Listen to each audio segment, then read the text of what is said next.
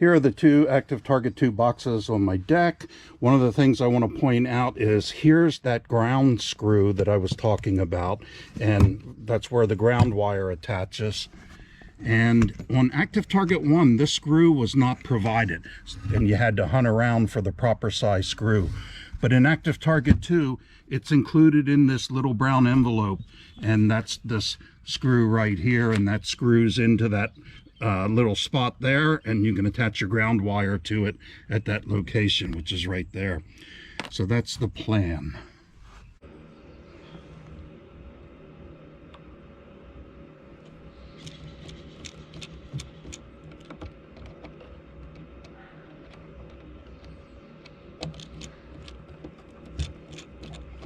Might have been smart to have brought a piece of wire in the boat with me and poked around with the wire until I found the hole. The screws aren't really long enough for you to do that. So I'll just be patient, take my time, and try different locations, different heights.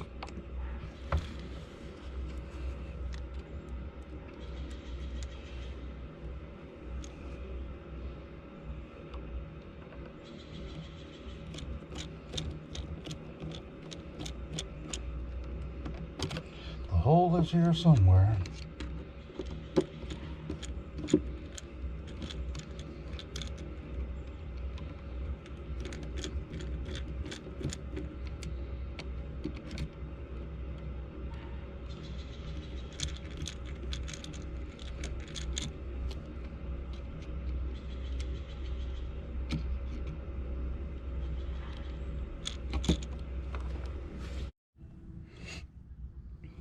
Okay,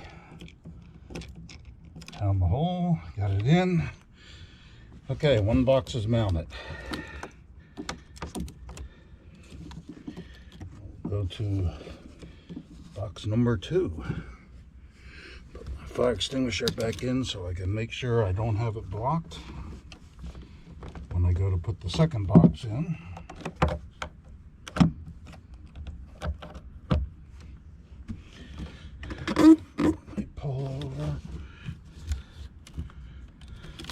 This one I have to drill the holes for.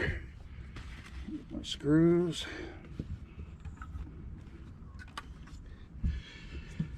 Okay, my power cable. Go ahead and hook that up. Twist the cable until you find the slot there. Now it moves down. Twist the collar until it starts to engage. Push it back in. Twist it. Make sure you have a good firm connection.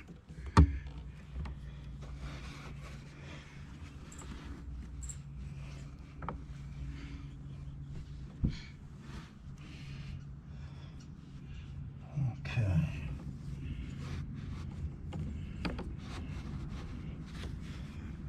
On the spot as flat as I can get it. Right up under there looks good.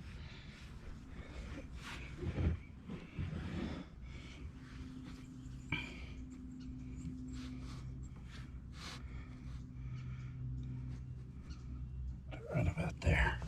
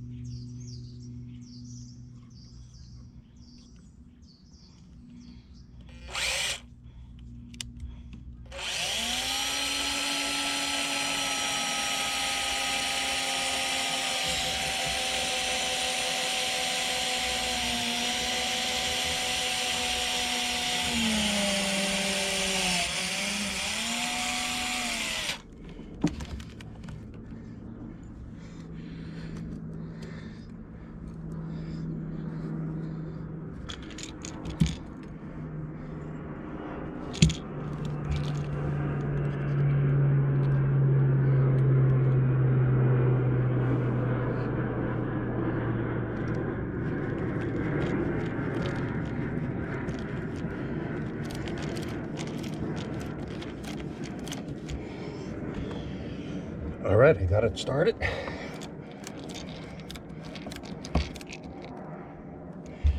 One screw in, drill another hole. Well, again.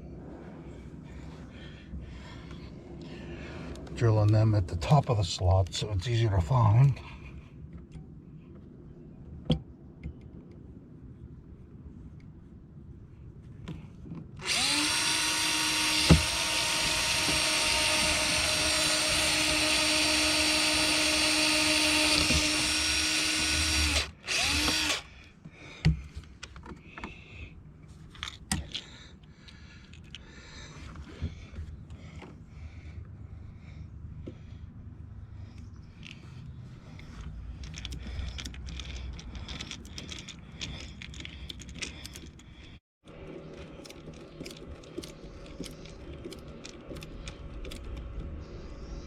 Okay, got 2 screws in tight.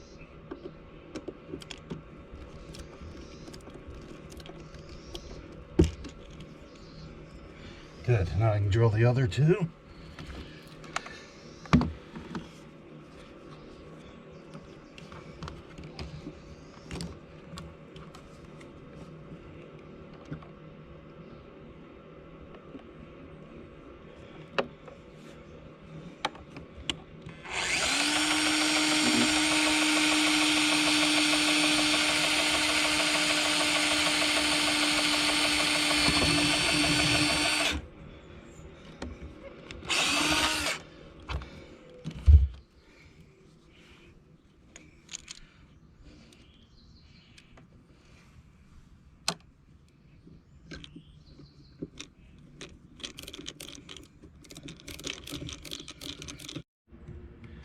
Okay, now for the last hole.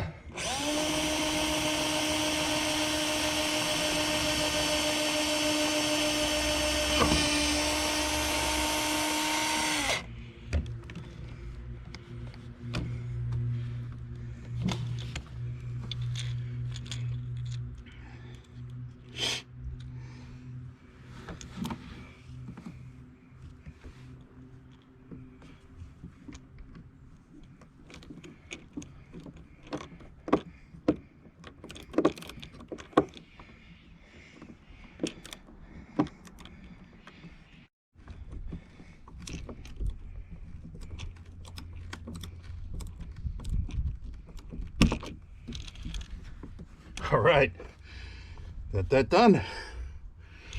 All right, now I'm gonna have to hook up a extra Ethernet cable to here, and I will be running that up through there and over to the second Ethernet port on my graph up here. So I'll have to run the Ethernet cable out underneath the base of my mount over there.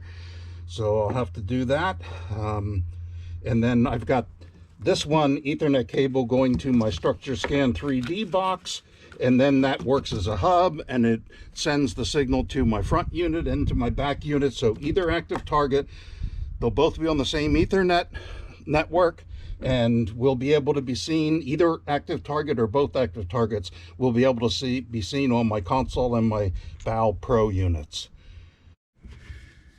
Okay, I'm going to use this as a ground wire to go in between the 2 units. And as I said, I already have a ground wire that is in place going from my console ground to active target A unit that I have in there already. So I'll just use this to crimp in between, to run in between the 2. So it'll all be connected by ground. Okay, let's see. That's good.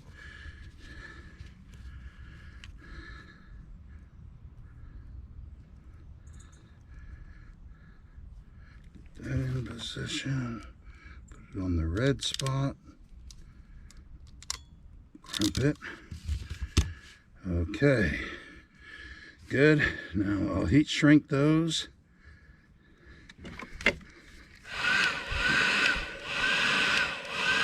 Just using a paint gun here, paint stripper.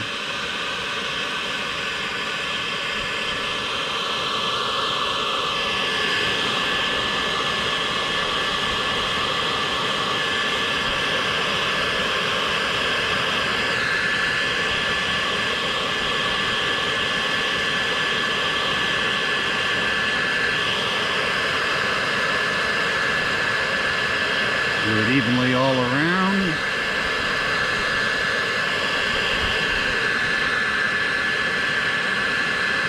bubble's all gone.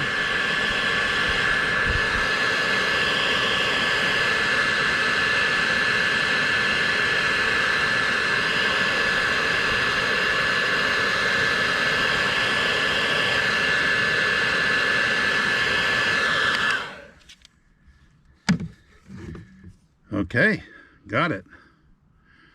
One more thing I should note, when you drill these holes over here, don't drill them too deep. Make sure you know what's on the back side before you drill them too deep, because you don't want to go out a wall that you don't want to go through, or hit anything that you don't want to hit. Okay, now I'm going to run this jumper from this screw over to that one.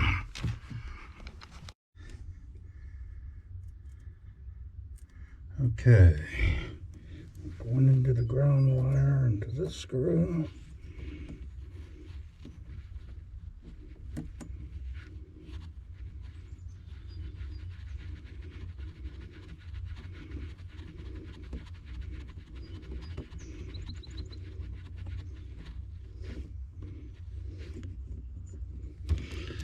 Okay, and I'll secure all these wires up out of the way later and tie wrap them, anchor them so that they don't move around. And my other screw out of my other package. Okay, there's my ground coming under, going to my console, to the bus ground. Now I'm kind of jumping this ground onto the same screw, and then we'll get that started.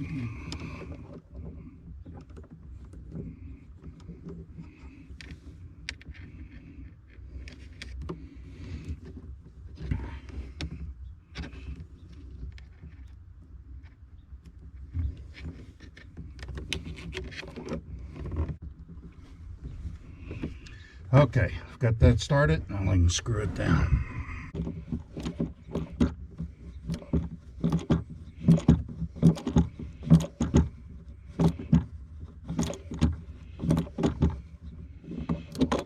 All right, got that done. I'll get the fire extinguisher back in there. Get that right up behind it.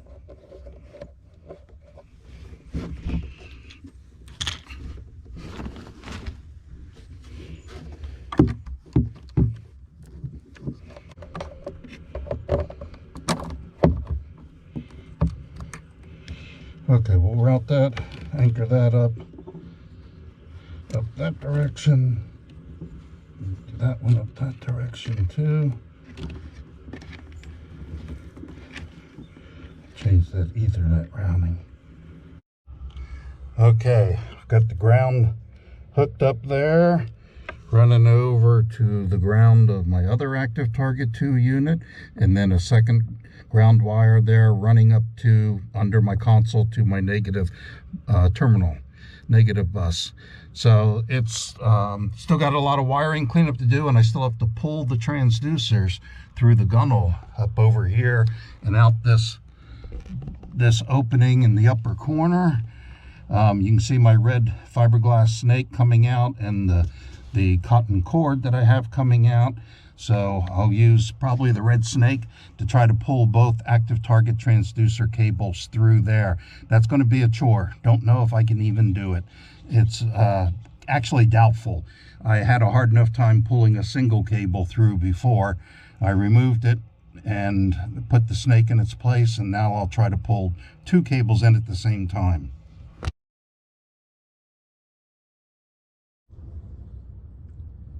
Okay, so in order to run the transducer cables, I'm going to have to remove my bow panel on my Ranger, remove all these Torx screws. So I'll go ahead and do that now. And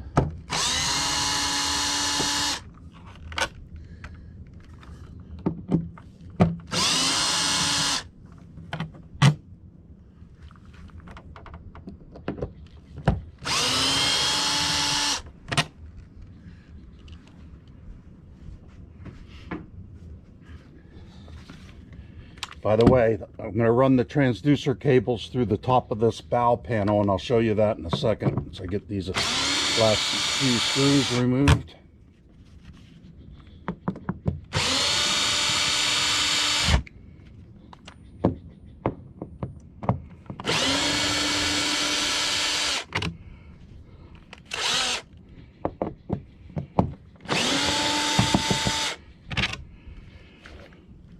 Okay, so before I remove the panel, I'll show you this hole which I carved in the end of this plastic bow panel. I'll probably have to make that, I know I'll have to make that a bigger hole now to run 2 cables through there, but that's where my transducer dual cables will be entering into here, and then they'll go into the conduit that's up in this corner, and hopefully I can run them through there. That's the plan at the moment. We'll see if it's going to work or not. I have my serious doubts that it'll work, but we will soon find out. Okay, and as I mentioned before, here's the red fiberglass snake that I had run through. When I pulled my old transducer cable out, I taped it to this red snake, and I pulled the snake through the conduit, and I also pulled this extra cotton or nylon rope as a second pull rope in case I ever need it in the future. Okay, I'm going to work on the transducer cables now and get those taped together and taped to the red fiberglass snake. Again, I really doubt this is going to work. I have a feeling I'm going to have to run these cables through 2 different locations, because my conduit that I have to fit these through is barely bigger than one of these connectors, and by doing 2 connectors at once and 2 cables, that's going to be a problem. Okay, so what I'm going to do is I'm going to stagger them. I'm going to put one plug behind the other and the snake, and I'm going to tape it all together nice and smooth over a long distance so that the pull tension is evenly spread across the cable sheath rather than on the connector itself. Because if you do it on the connector, just the connector, you risk pulling the connection apart, which I don't think would happen, but I'm not going to take a chance. I do this with all things that I tape and pull through. So I'm going to go ahead and get started on this. This is Gorilla Tape, and I'm going to pull off a thin strip at first to get started.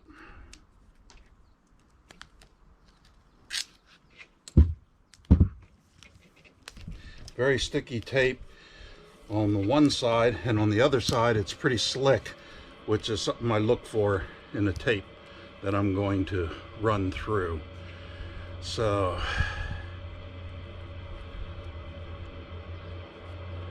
I'll start with it about like this.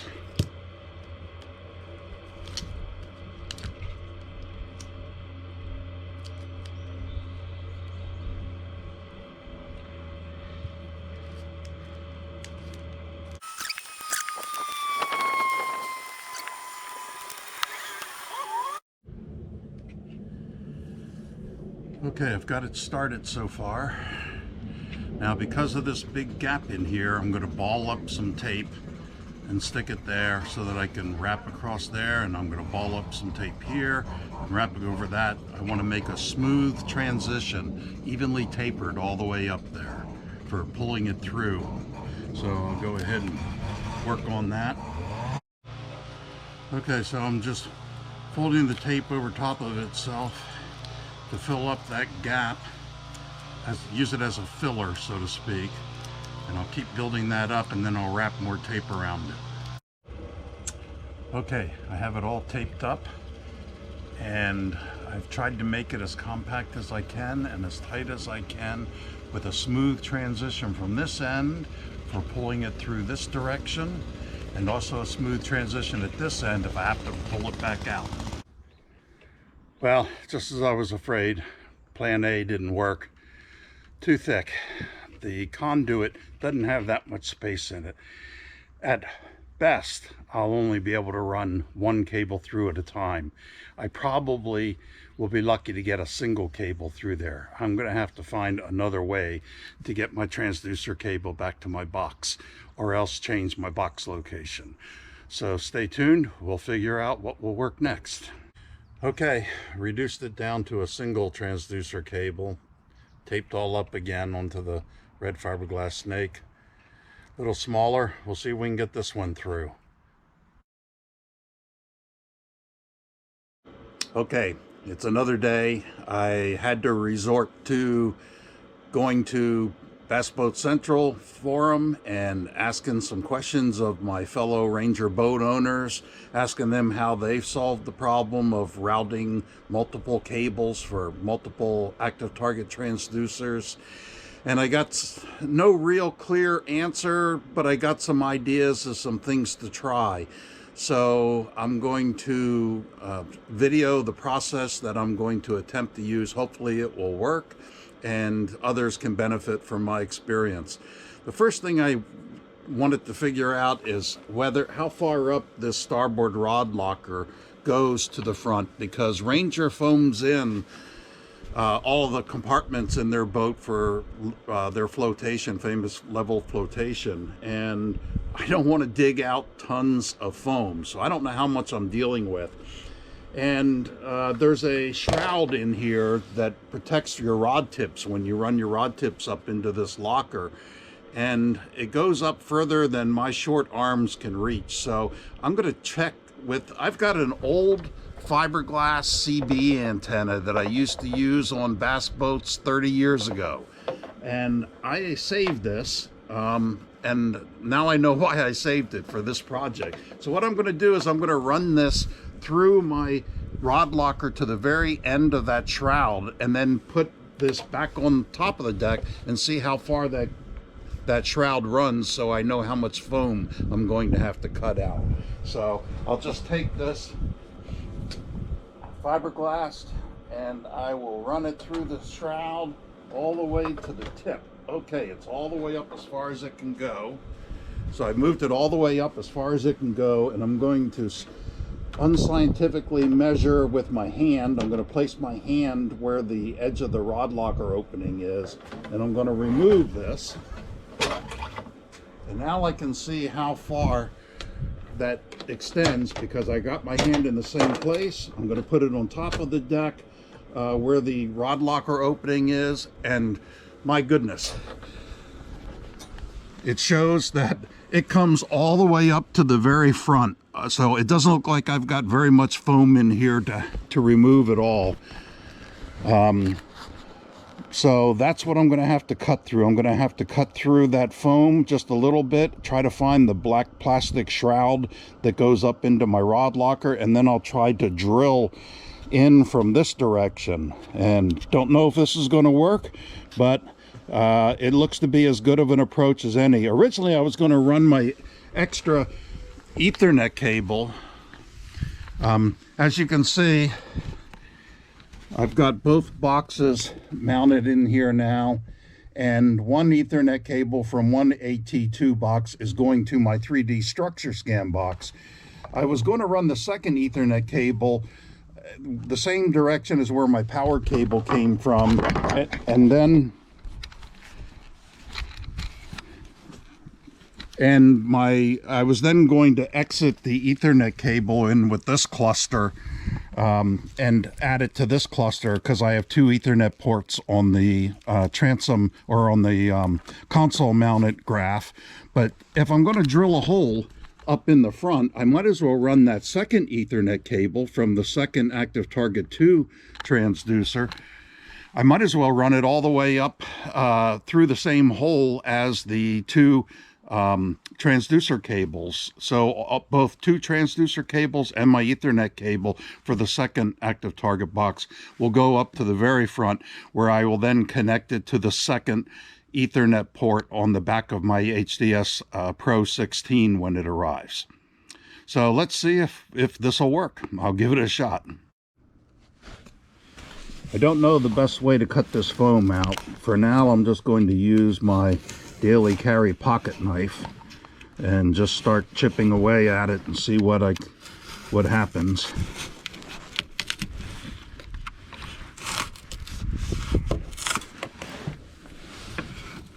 I'll pull out what I can, and then I'll use my shop vac to vacuum up the rest.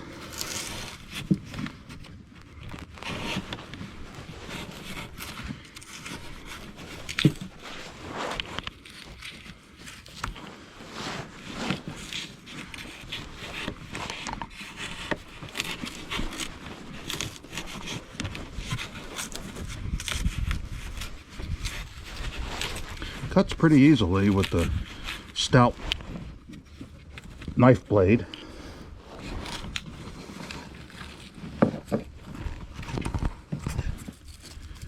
Now,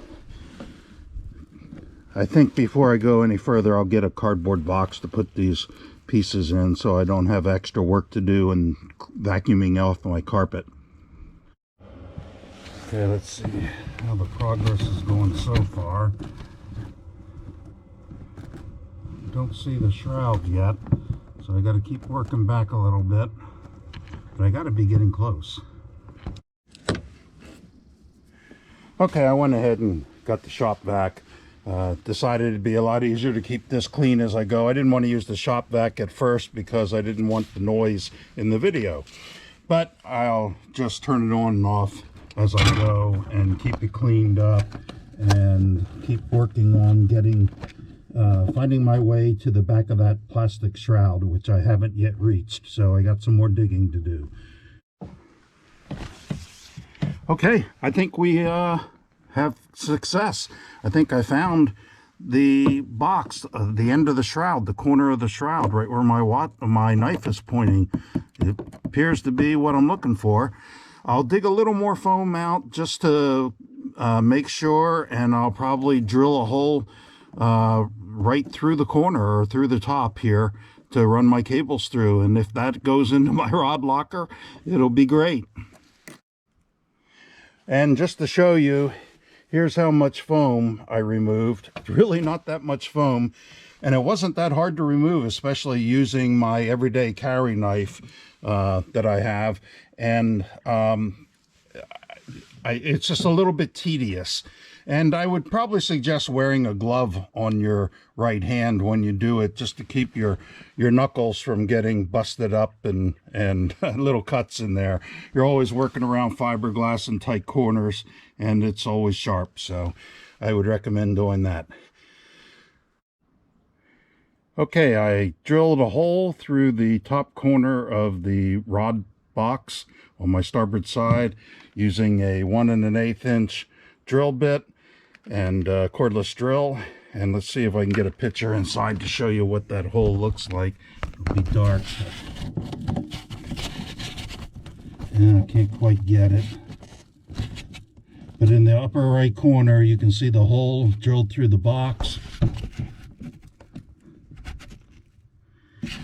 and that's what I'm going to put the transducer cables through.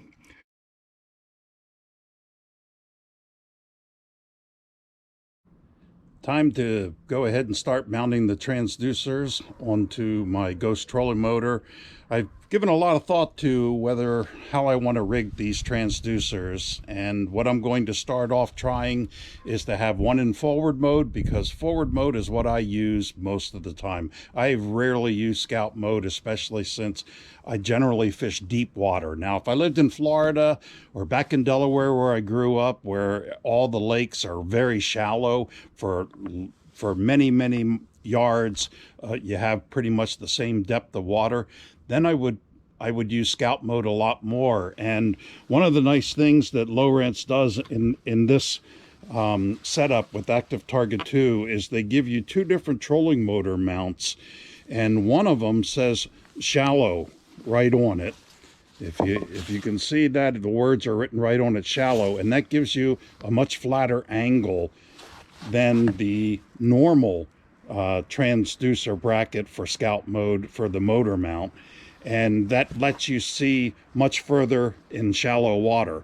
Now, I fish mostly deep water, so I'm saving this for when I go and fish lakes that are in Florida or in other places where I have lots of shallows. And I'm not going to use either of my motor mounts. I am going to use the standard mount. And what I plan to do is I plan to use the one in forward mode, which I've already rigged up the mount here for forward mode, and I'm going to put this one down at the bottom of my trolling motor, just above where my strap goes across the trolling motor to secure it.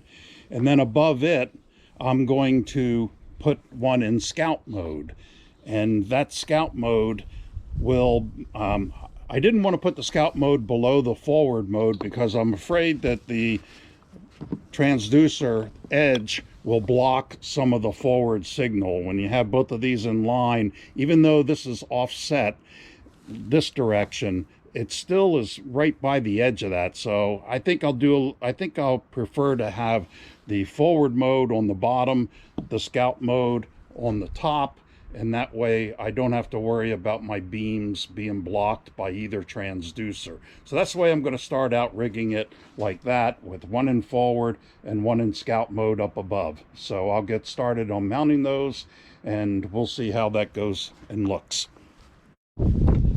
Okay, I've got the forward view transducer loosely mounted on the shaft right now. I'm going to do some adjustments later and show you how to do those. One thing I want to point out is when you're putting these mounts onto the shaft, make sure these rubber pads that come with the bracket are in place, and these little tabs that are on here, make sure they go into the proper spot. So on here, I'm going to go ahead and stick those tabs.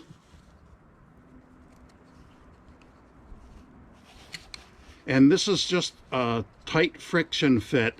Don't use any Loctite material on your threads because it can dissolve the plastic. So you want to be careful about that. Another thing that you want to keep in mind is this bracket has an angle, and in this particular one you can see the angle. You want that angle pointing down on the shaft. You don't want it pointing up, or it's not going to work right. Okay, now the rubber pad fell out, so I got to put that back in.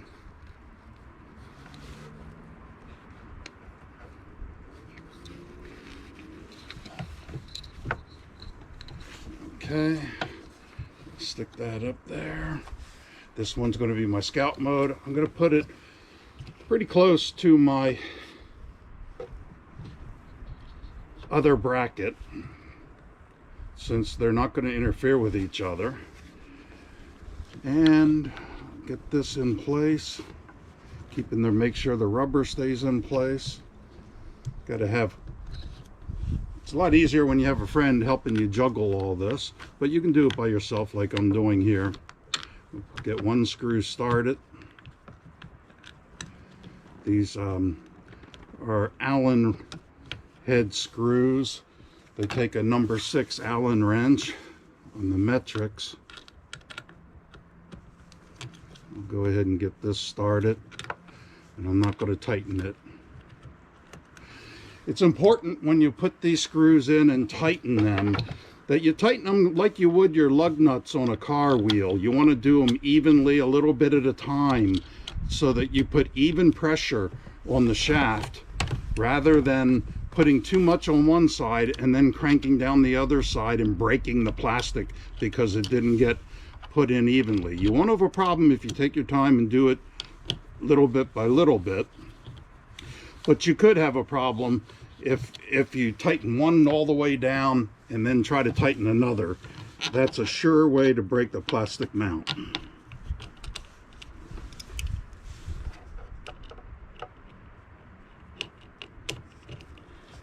This in.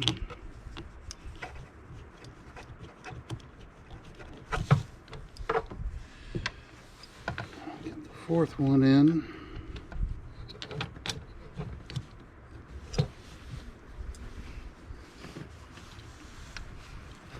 I should stand on the other side, but I don't want to block the camera view.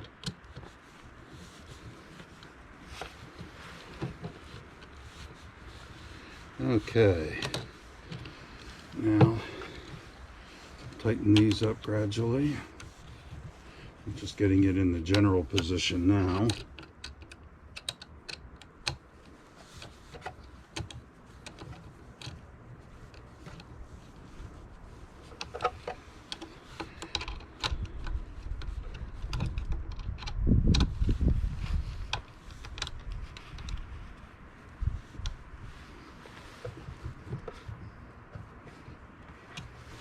Okay, so that's generally how it's going to go.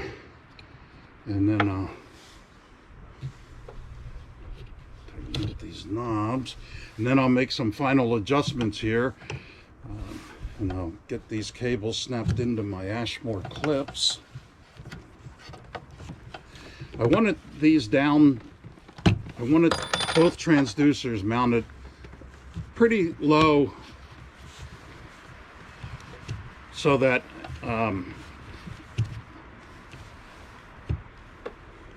I still have adjustment, height adjustment on my trolling motor. If you mount them too high, then you can't raise your trolling motor when you get into shallow water. In fact, I'm probably going to move them both down even lower, and I think I'll do that now. I'll loosen them up and do that now. Okay, slight correction. I think when I was saying what size Allen wrench you need to tighten these screws, that I think I said a 6, but it's actually a 5mm. So that's what happens when you do work without wearing your glasses. So I'm gradually tightening these down, but before I get it completely tight, what I'm going to do now is I'm going to level this transducer to make sure that I've got it as perfectly aimed as I can do so. And I'll show you how I do that.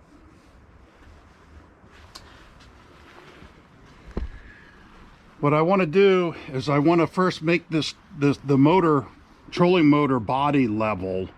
As you can see, I can put a level on here when it's resting, and the bubble's way over here, so it's not level. So what I'm going to do is I'm going to take this rag and I'm going to put it under the side that needs to be raised up, and just to make it as level as I can make it before I tighten the transducer down. That's better, but not enough.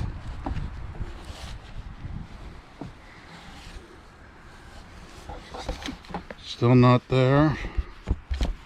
Let me see if I can get this GoPro in the right position.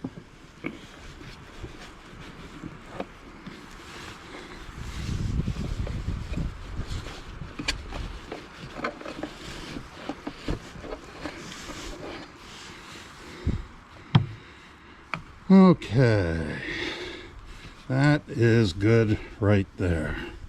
Okay, so the bubble is in the center, and so that's now level. So the motor's level. Now I'm going to level the transducer, and the way I do that is I put the level onto the transducer, onto the flat surface,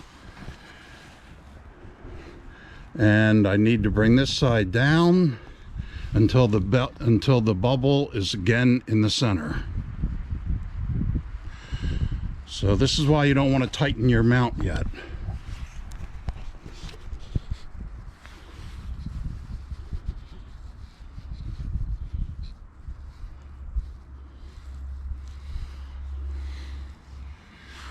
Just a little more.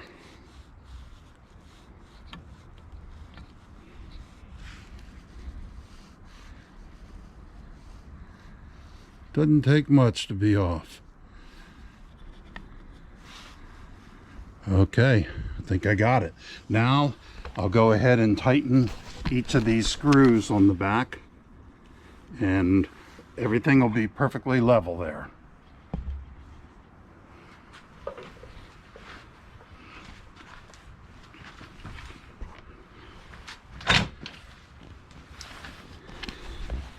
And I'll do that with my 5mm. And I'll do that with my 5mm Allen wrench.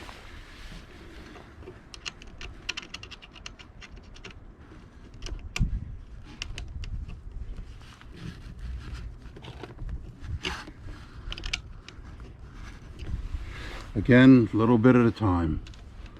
Don't be in a rush. Try to get this as evenly tightened as you can. I try to feel for equal amount of resistance on each bolt as I'm, or screw, as I'm tightening them.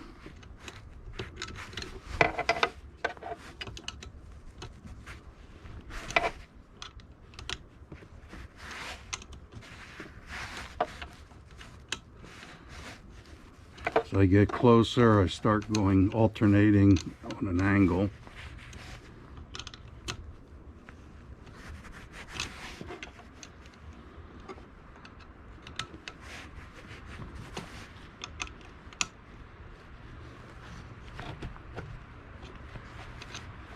And again, not too hard on any one screw. Trying to get nice even pressure all the way around. I'm not trying to bend the plastic. Okay, I think I got it. Check my level one more time. Okay, that's level. And that's level. We're good. Okay. Now I also use the level to make sure that my scout mode is in the right angle. And so what you want to do is put it on the face like this. And again, look at the bubble.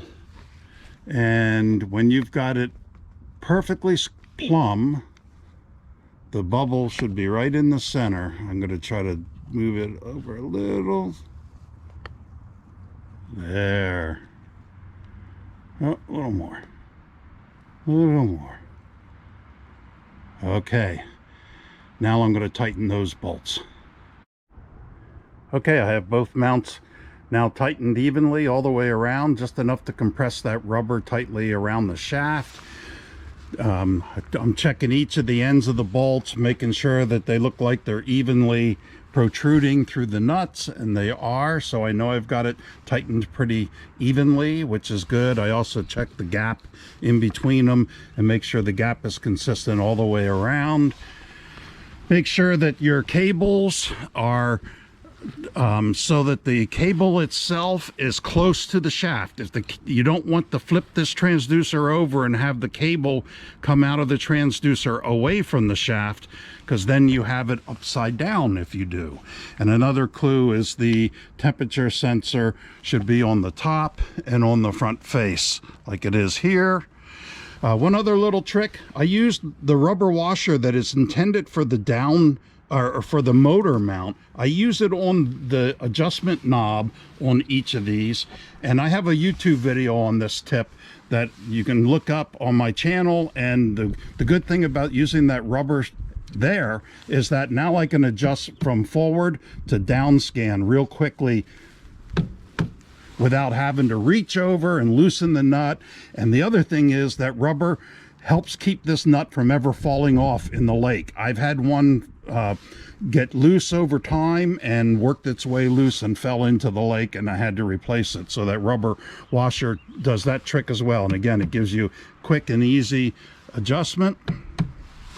And by the way, that's another great thing about Active Target 2 now, is that it comes with the lines already painted on them, and that way it's easy to see your adjustments and make sure that you've got everything lined up properly. So that's how I have it. I've got these Ashmore clips that hold the cables on and hold the two cables up here, and I'll go ahead and put some cable ties on around the mount and route those cables back under my dash panel. I had notched out a notch here. I may have to make that a little wider to fit two cables in there, but we'll try that first, and then I'll put the panel back on, and then we'll test it all out. Okay, I'm just going to coil up the excess. There are different opinions about whether you should coil these or not. Just for cleanliness, I am going to try them with them coiled first and make sure that doesn't cause a problem. And if I do have a problem with any excess interference from the coil capturing radio frequencies, then I'll uncoil them. But this is the way I'm going to start off with it. I do have the transducer cables labeled. This one, as you can see, says active target A. That way, if I have a problem with one unit, I'm not pulling all the cables out, all the transducer cables, all the wiring cables and everything for both units, trying to find which one is the problem one that I need to fix or replace, send in for service or whatever. I'm just going to use some fairly small tie wraps on this. By the way, in the past, our transducer cables were always fairly thin insulation. These active target cables are actually designed specifically to allow the use of tie wraps on them. They're very strong outer sheathing on these transducer cables. So when you hear people say never use tie wraps on transducer cables, while they may be generally right, not necessarily in this case. Okay, another little trick is to put a tie wrap through your brackets. There's some slots that you can go in through here, around the inside, and then out the other side. And by doing that with each of those, then when you snap your trolling motor cable in, it'll help keep it anchored with the constant raising and lowering. It'll help keep it anchored by having that tie wrap on there. And you can also put your active target cables in front of it and use the tie wrap to hold them in place.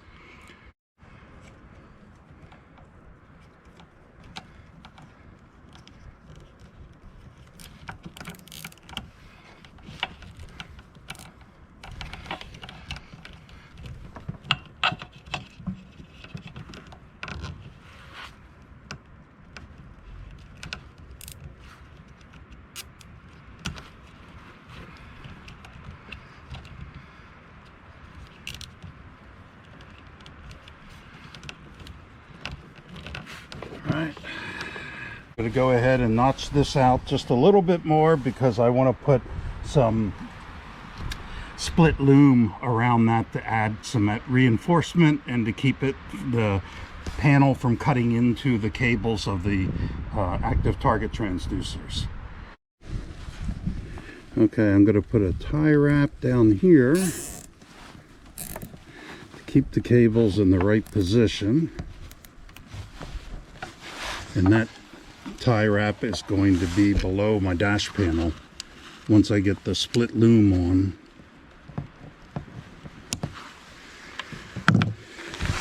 And that's going to go down below. And that also gives it some reinforcement. I didn't put it on real tight. I just put it on tight enough to keep the cables together and in the position I want. Now I've got some split loom on order. It should be arriving in a couple days, so I'm not gonna the split loom will be like this piece, only it'll be bigger. It'll be 1 inch, and basically I put that around the two cables, anywhere where it enters into a hole especially. And also in my rod locker, I'll be putting 1 inch loom all the way down the two transducer cables in the rod locker, just so that when I put rods and other equipment in and out of the box, I'm not damaging the transducer cable. So that 1 inch loom will go in here and will protect this on all sides. So I'll show you that once I get it all done. It may be in another video.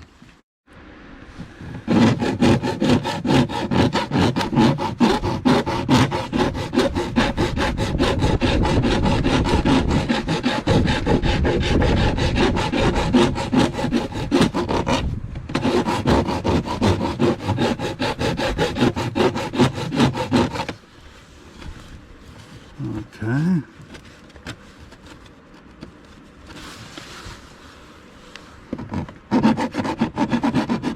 Any sharp edges.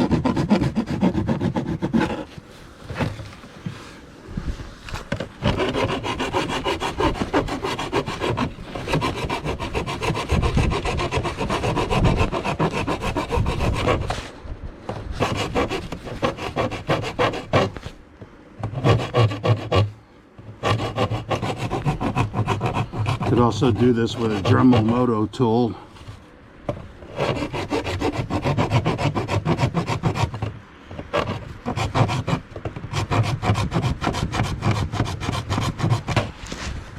think that's going to be good.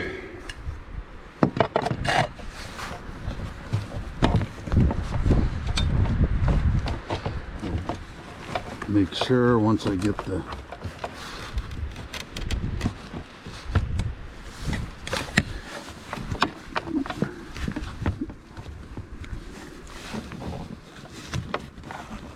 okay, yeah, I think with the split loom around it, it's going to be just good. Okay. Okay, let's see how the cables look for freedom of movement. I'm deploying the motor.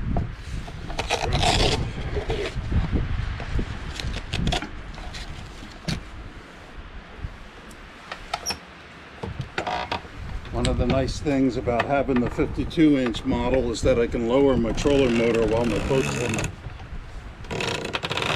trailer. Check everything out.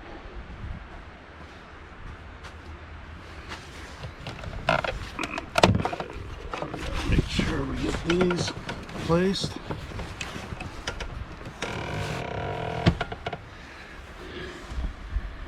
Okay. Put a tie wrap around the cable up there.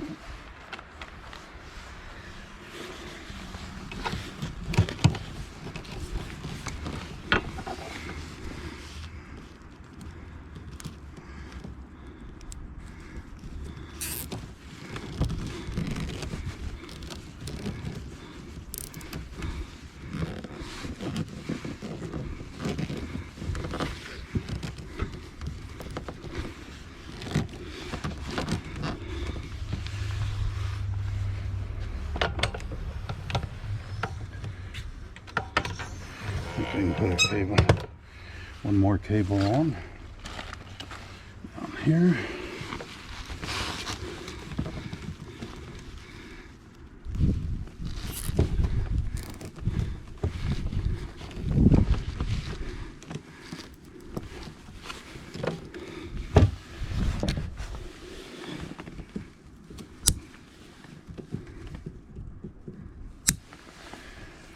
And let's see how that works.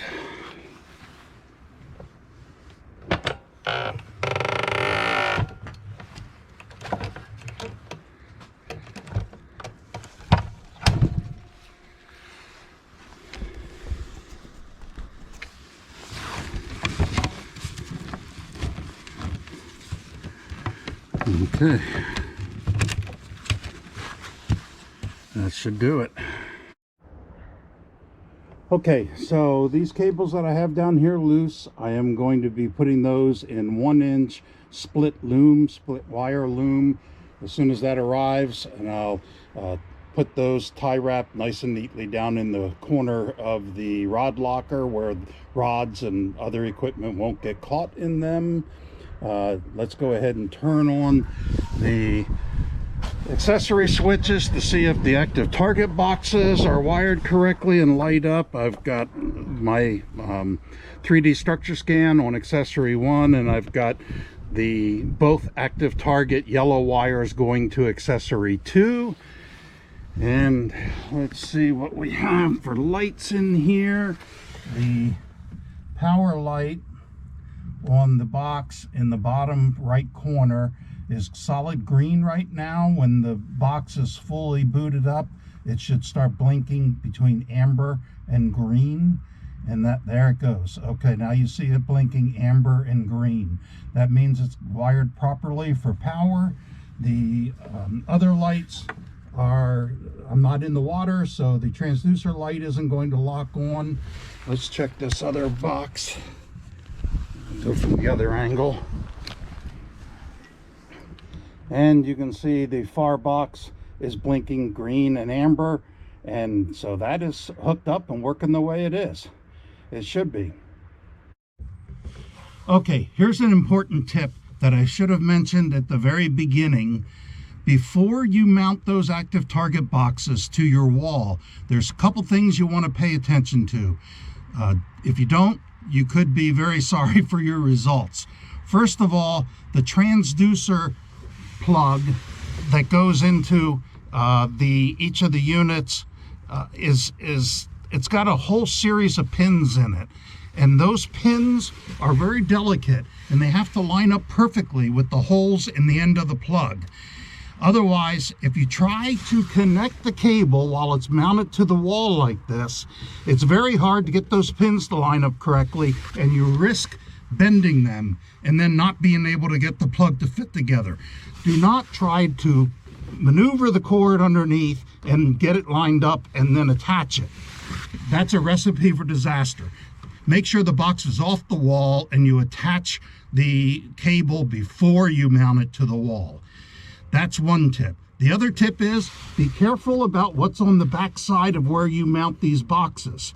On this wall, there's nothing behind it that I have to worry about, but on this wall, it goes into my step well under my front deck, and there's gel coat behind there, so I was very careful to only drill as deep as I needed to for the mounting screws and not push the drill bit all the way through, or it would have come through the gel coat on the other side. So those are two tips about when installing these that you want to be very careful about. And again, that cable that's running through, those cables, I will put them together in a split wire loom and run them down that corner, and you can see they go up through the rod box up there and out that hole that I had on the other end. And where the hole is at the other end, I will also put waterproof caulk around that, silicone rubber, so that if I ever spear a wave, I won't be getting water down in my rod locker. That's another important tip, and it'll help absorb vibration when you're pounding waves like I often fish on the Columbia River, where the water gets really rough. I want everything nice and secure and watertight. Well, my 1-inch split loom came in today, so I went ahead and slid it on the cables in the rod locker and slid it up to the bow, and you can see where I have it exiting the bow, and I went and put some sealant around it. I would have preferred clear, but I had white. It doesn't matter, it's going to be under the bow. I ended up using this flex glue, and it's really sticky stuff, and it's sealed. I just sealed it just to keep it from moving around in the rough water, and also for the purpose of if I do stuff a wave, then I won't have water running into my rod locker. So let's go back to the rod locker, and I'll show you how I'm installing that. It's probably dark in here, but you can see I've got the loom, or the split loom, slid onto the cables, and continuing to put it in. And let's see. Okay, so I'm gonna have to cut it off here, and I'll have this extra, and I can use that in this piece here, which will be good. And then I'll pretty much have this all wrapped up and done. Okay, here's the finished look with both active target boxes. I've got them labeled A and B, so I can keep track of them and where the cables go. I put the cables into 1-inch split loom, which you can see down here, which protects the cables. And I have that split loom running all the way up through the front rod locker, the starboard rod locker, all the way up to the tip and into that plastic boot in there that protects your rod tips. And I put it in that split loom so that the rods won't get tangled with it, and it'll protect the cables. And then you can see here's where the split loom comes out right here. I know it's dark, but that's 1-inch split loom. And remember, I drilled that hole as a 1 1/8 inch drill, so the loom slid right up through it from inside the rod locker. And then I put some flex glue around it. Okay, you'll also recall that when I wired the power cables for my 2 active target boxes, I also added this power cable as an extra 12-volt outlet that utilizes a cigarette lighter plug, and I'll be using that for my AquaVu underwater camera. I can bring this out wherever it's convenient to use it. With relation to my screens, I use the console screen often turned this way on that Johnny Ray mount that allows me to swivel the unit around backwards, and I can, while I'm standing on the front deck, I can look at that HDS Pro unit at the screen and see what I'm looking at with my underwater camera, and the power will be plugged in here, or I could plug it into my cigarette lighter plug in the back, and I'm going to put one of these up in the front also, so that I've got multiple locations where I can plug in the AquaVu and be able to utilize it conveniently. When I'm done with the cable, I'll just open up my rod locker and drop the cable down inside the rod locker box, and it's all out of the way and protect it from the weather. One more consideration with regards to how you mount your transducers, where you mount them, and what side of the trolling motor that you use them on, is your cover and how it will fit.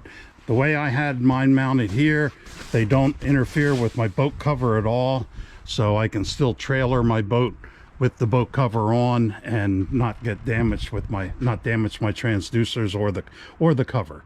And that's another good reason for putting the top unit in scout mode, is the flat surface is against the flat surface of the cover, so I don't have any corners poking into it.